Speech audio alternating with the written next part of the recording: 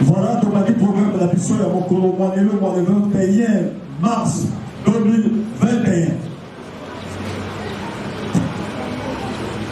Ezali dans l'olé Oyo, nous connaissons ton bagage déjà, Padre Balotomo, vous savez que c'est là, ma comité, mais on est directement. Ndenge ya mwelo mobali soki bakontibaye le total il a 10h30 10h35 dans la hymne nationale de 10h35 à 10h40 dans la lèvre Kawamba de 10h40 à 11h dans la bière couverture par Yaye Moko Papa Tumalongo à 11h 11h05 dans la poème 11h05 11h15 dans la locution.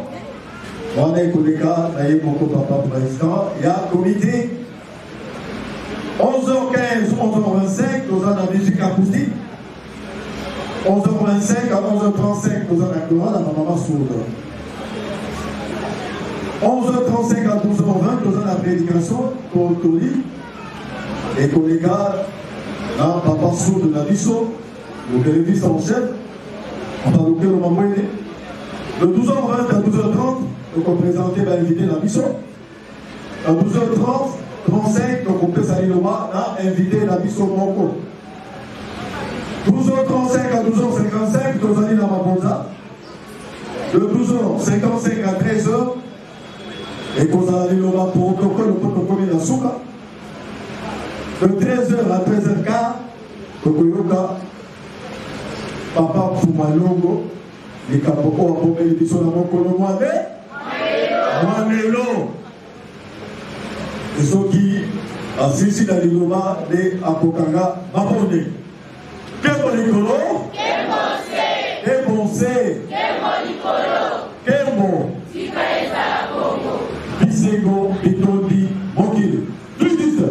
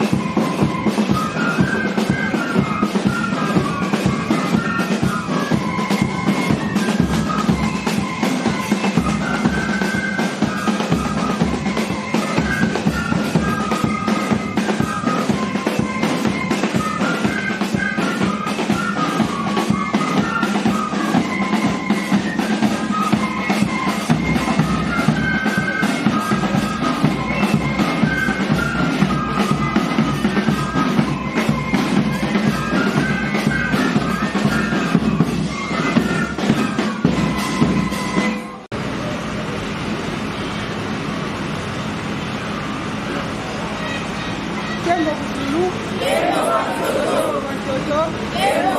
Nkembo, Kumidi Mjango Kopasi, Nkembo, Nkembo, Nkembo, Nkembo, Nkembo, Nkembo, Nkembo kwa Nzambi azinzambi. Nkembo, Nkembo, Nkembo, Nkembo, Nkembo, Nkembo, Nkembo kwa Nzambi azinzambi. Nkembo, Nkembo, Nkembo, Nkembo, Nkembo, Nkembo, Nkembo kwa Nzambi azinzambi. Nkembo, Nkembo, Nkembo kwa Nzambi azila Kongo ya Este. Nkembo, Nkembo, Nkembo kwa Nzambi azila Kongo ya Este. Nkembo, Nkembo, Nkembo kwa Nzambi azila Kongo ya Este. Nkembo, Nkembo, Nkembo kwa mivulusi ya Nzambi azila Kongo ya Este. Nkembo, Nkembo, Nkembo kwa mivulusi ya Nzambi. Oya konfete siècle mobimba uta papa Kimbangu. Mfumu Kimbangu ya tunguna abandaki musala ya kobikisa pe kosekuza bato ba Nkembo Zulu oyo ezali Église de Noir. Tokolakisa d'abord ntina ya Église de Noir pamba te mingi bazoko mituna mingi bakotuna epe batunaka Église de Noir bongo Église de Blanc ezali wa Nkembo Zulu Nkembo Batoto Nkembo kasi yambo tokoki koleka te soki to remercier Nzambi mpungu tulendo mbili munkulu nzakomba nzapa onasongo oyo biso batu bayindo toutaki kosambela bandakala otango mondele nana koti na kati ya Afrika soki moke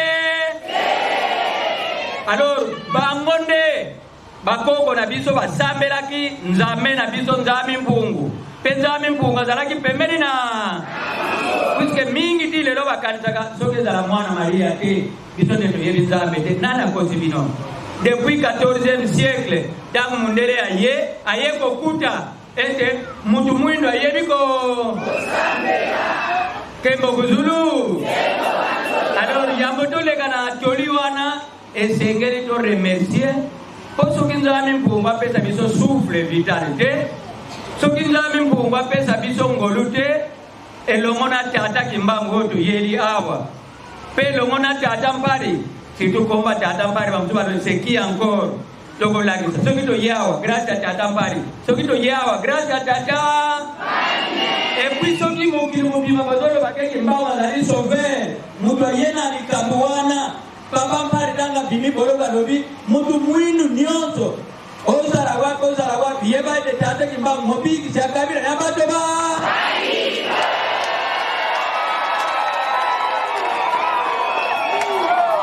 Nkembo Zulu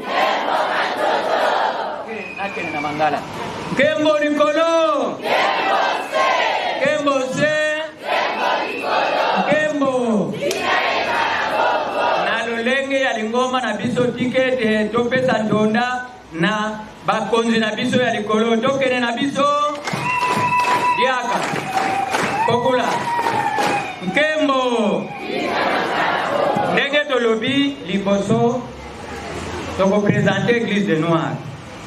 Église de Noir ndenge tolobi na ebandeli awa vraiment mikolo ça va mais na ileko kuna soko lobi ka Église de Noir okoyoka kasi mangomba o Yesu alobaki ete na mikolo ezali koya bokomona mangomba ekokota malokola maye Nkembo Zulu kasi Église de Noir alobi oyo Yesu alobaki bato bakoya na kombo na kasi Église de Noir ayaki na kombo ya Yesu wa Kristo Masia ayaki na kombo ya mfumuki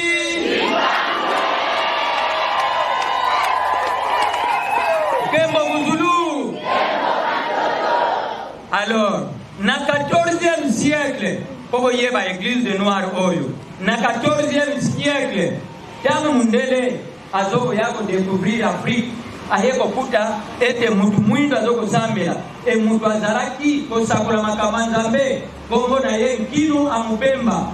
Tant Mundele ye, bayeko bate na kongo ya Don Henri. Kembo Kuzulu. Voilà côté église de Noir Oyo, le monde côté où eleki wana elongo ya ba prophétesse baye metozwi kaka moko wana tozwi ezali nani ndona kimba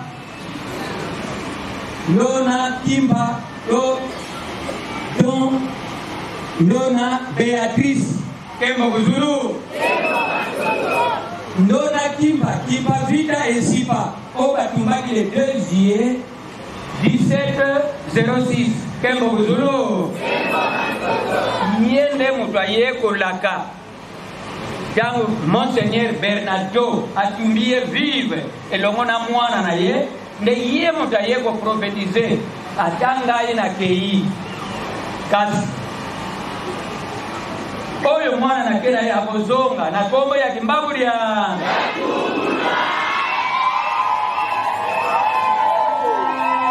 tolobaka avec preuve à l'appui tokozwa kaka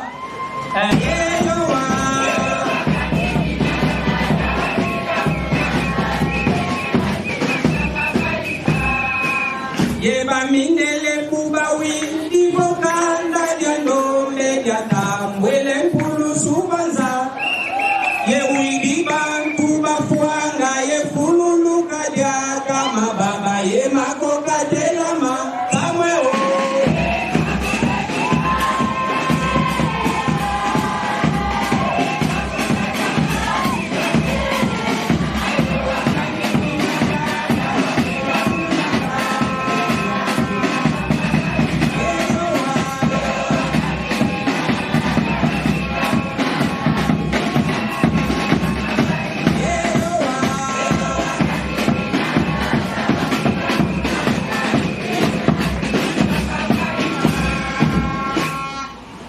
Kembo Nikolo Tobanda Kembo Nse Kembo alors Koseka Limomba Nako Kangamu bandimi ya Mfumumbali bakangamaki na 39 batiti bango na Oswi ndenge moko bao bakangamaki na 21 batindaki bango toujours na territoire ya bango bakendeki na Lowa toujours na Bandundu Kembo Kuzulu c'est ainsi qu'au kangama ya papa mbadi na bimabonde mfumugibamba salaki zamba lobina ye yo okozonga zuna mabere yo utate yo okotika kaka na mabere ya katanga mabonde la salaki alobi bon lokola olobi boye nzambe ponelanga mutu o mutu ponelanga na lingi tokutane mitu na okanga mfumumbadi epesi kizunguzungu na bamindele sima kobunga balobi te totinda ye esika yana ye akeda yana ye kimba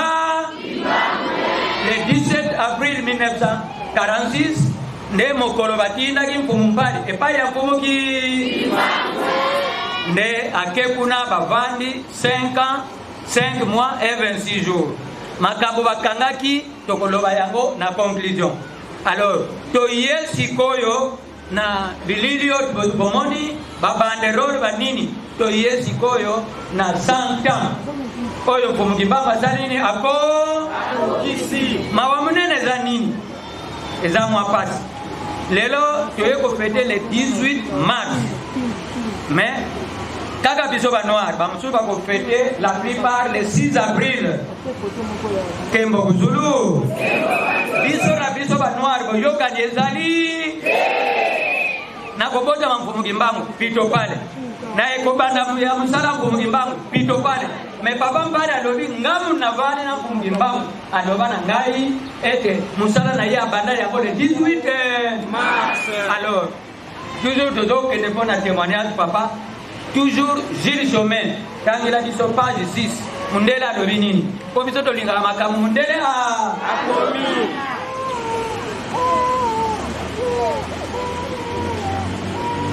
Bien. Tozongi na mukanda ya la passion de Simon Kimbangu. À la page 6, à l'Obiboye. Au début de l'année 1921, il est de retour au pays. C'est à ce moment, et plus précisément le 18 mars, que se produit l'événement merveilleux qui va marquer sa vie. Ok, Toyoki, hein? Toyoki date Mususu. Mundela lobi plus précisément le 18 mars. C'est comme on a dit le 6 avril. Et vous d'accord? Kembo Kuzulu. Kembo Bantoto. Kembo. Kalaboko. Boyoka ni wane zo zala tepo biso na biso da biso ba tumwini boyoka ni zala kaka pate zala kaka. Ye mongo mundele mutakani ye. A comité na ye plus précisément pour Ngimba Banda qui nous a le 18 mars. Alors bamusu to kokende le 6 avril boyoka le 6 avril mama ngoma ebele kaka banwa ba ko fêter le 6 avril. Koto ye bagate le 6 avril wana bimeli place. Kembo Kuzulu. Alors, tu es qu'on fêter le 18 mars, 100 ans. Mais 100 ans, oyo, pour me dire, Wazali, et Yendengeni, Tozongi na iloko wana, Oto Kangaki Kuna. Nabo Kangami Amfumugimbangu, non. Nabo Keya Amfumugimbangu, alongwe na Gombe Lutete, kuna biso bako sepela. Abongo biso batu mwini toko bonga. Finalement to bana kozala kaka derrière mundele. Pamba teto lingi to kumisa kaka mundele. Oya biso moko yango tozali kozonga na Masima. Kembo likolo. Kembo nse. Kembo. Alors biloko oyo esalaki mundele passe. C'est ainsi bakozwa kumgimbangu bakokanga ye. Balobi na ye et il faut akufa lelo lobi mu Kembo Kuzulu Kembo Bantoto Kembo Kumugimbangu pour asili za misala 3 mois après le 6 juin 1921 Kumugimbangu atiki Nkamba akei na zamba ya Nsanda. Kama kena zamba ya Nsanda abandiko sala kusala na zamba po bazonduka ye. Alors, et comment dire le 10 septembre? Pour nous qui manquent à l'objet, on a ici un coquille, et c'est que la zone à Nkamba. On a l'ingina Kagama. Yango wana. Pour nous qui manquent à l'objet, ngai na zaliko kende. Bino awa botigal na Nsanda. Mutu na mutu. Zonga na mboga na mutu na mutu. Zonga na mboga na meloko na tikeli bino. Botanga na Matthieu 11. Matthieu 11, de 2 à 5. Kembo Kuzulu. Bon, ba chrétien vraiment na moni ba wali bona linga ta chrétien moko azana téléphone na ya tangeli biso ata de bisque chapitre moko mais malheureusement na zomo na bangote. Kembo Kuzulu. Na Matthieu 15. Pour mukimanga tikalaki kotika promesse na Nsanda. Elobini. Jean na boloko azalaki kanga yogete mukontinente yobani na boloko kuna mutu moko abimi kuna azali kosebusa bibembe azali kosilisa bokono.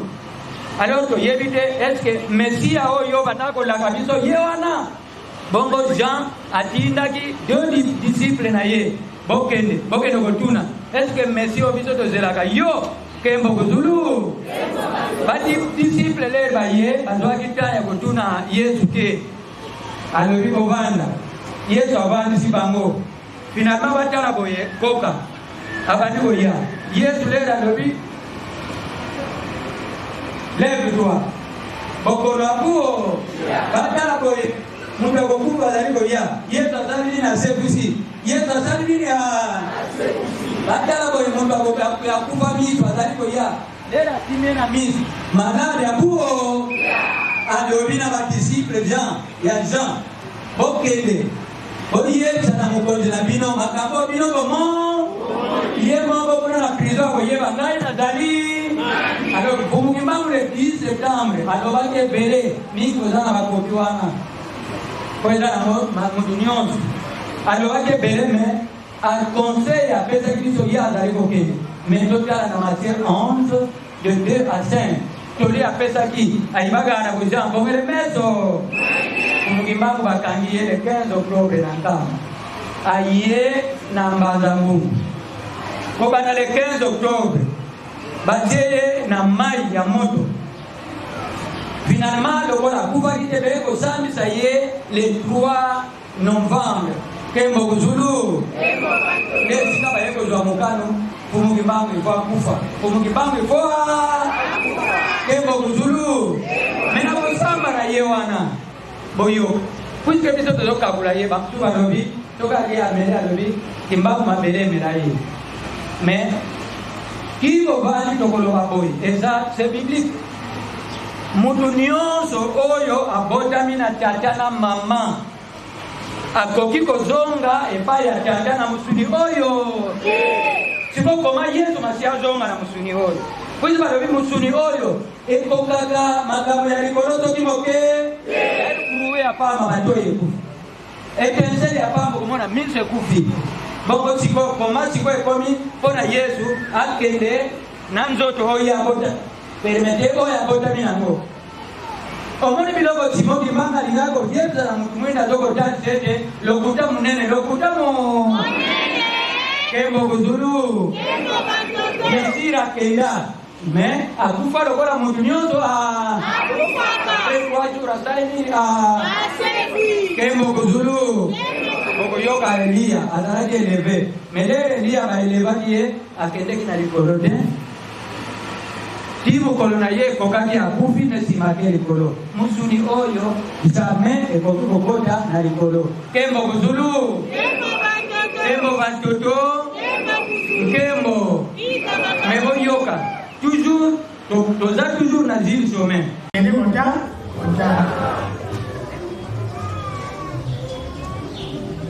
Alors, obimawa. Moko okuta.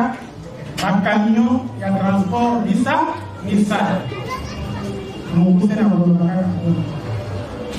Camion ya liboso bakoma Pongi Ngindu.Edi makanisi.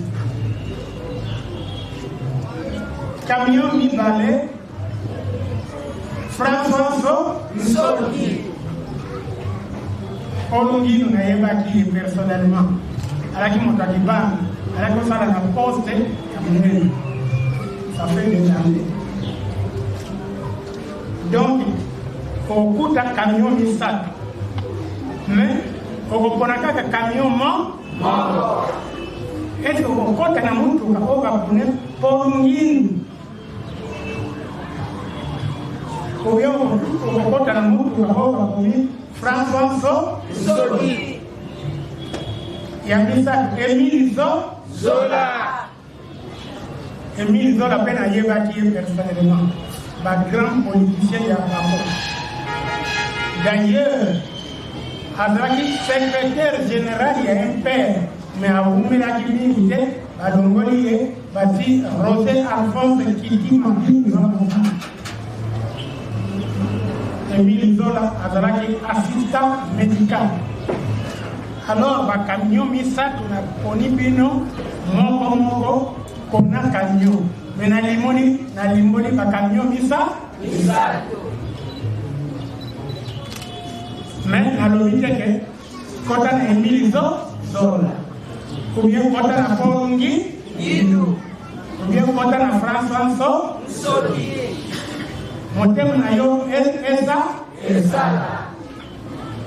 Donc Bakongo misali na robi yangoa Ngindu Paul Emile Zola na François Sodi.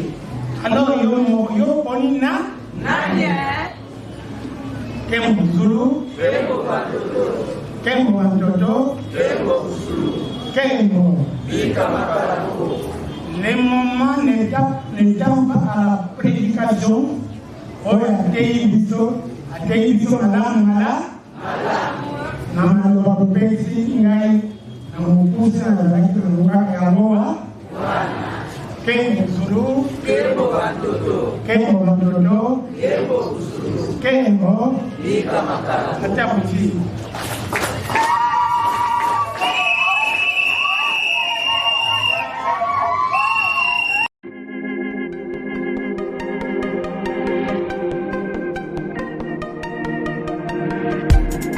Après 25 ans d'expérience, eh oui, de 1995 jusqu'à ce jour, Eltonstar, l'unique shop congolais de Londres, la Grande-Bretagne, où il est Londres, et ça lui cause la fierté à la communauté Nabiso, et surtout, il y a un homme d'affaires congolais sérieux dans la diaspora. Oh yes, yes, yes, yes. C'est créé Eltonstar et Zali Kakamoko, le sérieux, à quel na service qui t'a qu'on a client naïe. Avec ma produit naïe, où il y a première classe, il y a qualité supérieure. Oh, il y a ma bombe à Eden Store. Oh yes, mon climat bimbe yeba. Ma maman à Londres va confirmer. Eden Store, c'est le perso des produits cosmétiques. Il y a solo produits originaux. Et yes, les alipes perso y a produits alimentaires, naturels et organiques. Au travers de nos produits cosmétiques, Eden Store détient le secret. Secret ya solo, où ya poso ya maman moi c'est qui toko. Poso ya moi so penza basali kolula, poso ya moi so mobala kotala ya lembate. Poso so ko tamboli masanga sima. Eh oui, yango ne ba produire zo teka na kati Eden Store. Il va produire alimentaire, où ya Eden Store, yango de secret ya cuisine ya maman congolaise. Eh oui, nyonso ko so pensa mobali na yo ezali. Pondu, matembele, ngai, ndole, fumbwa, ndunda, bilembwe, oyo nyonso penza, oyo kobonga pona cuisine na ezali. Oh yes, yes, yes. Olingi mobali na yo asepela na yo libela na libela. Olingi mobali na yo atala ka yo lokola mwasi azali kolula sika. Oh yes. Olingi mobali na sisa biloko nyonso tiela ka ye na mesa. Secret zali kaka moko. Eden Store.